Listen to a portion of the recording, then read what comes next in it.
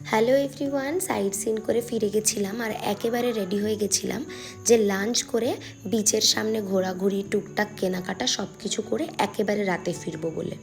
আর বাইরের ওয়েদারটাও এমন ছিল যেন এক্ষুনি ঝমঝমিয়ে বৃষ্টি হবে। আমরা চলে গেছিলাম স্বর্গদ্বারের কাছে অম্বিকা প্যালেস রেস্টুরেন্টে।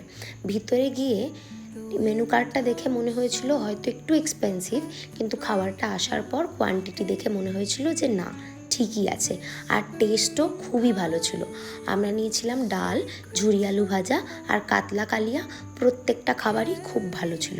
শুধু বাঙালি খাবার ভালো ছিল সেটাই নয়, কারণ রানাদা নিয়েছিল পোলাও আর চিকেন, যেটারও টেস্ট ভীষণ ভালো ছিল। ওখান থেকে খাওয়া দাওয়া করে আমরা চলে গেছিলাম বিচে। বিচের সামনে খানিকক্ষণ ঘোরাঘুরি করলাম, তারপরে ওখান থেকে চলে গেছিলাম টুকটাক জিনিসপত্র কিনতে।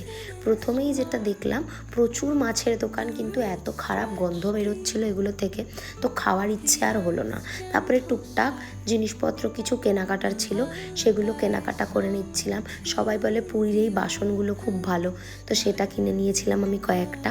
তারপরে খেয়ে নিয়েছিলাম কর্ন চাট, আর তারপরে চলে গেছিলাম গাঙ্গুরাম সুইটসে কিছু ফেমাস মিষ্টি ট্রাই করার জন্য।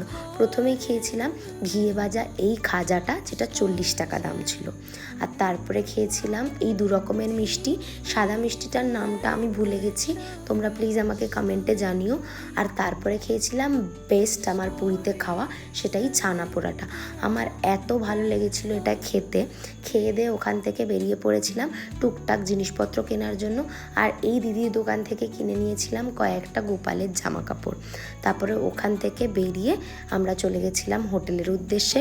ওখানে গিয়ে আগের দিন আমাদের মাছের ডিম কিছুটা পড়েছিল, সেই মাছের ডিমের বড়া আর বানানো হয়েছিল ডিমের ঝোল। বেশি রাত করা যাবে না, কারণ কালকেই আমাদের পুরীতে লাস্ট ডে।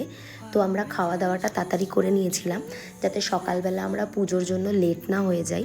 তো তাড়াতাড়ি খেয়ে নিচ্ছিলাম। আর তোমরাও বলো তোমাদের কেমন লাগছে ভিডিওগুলো। Thank you for watching.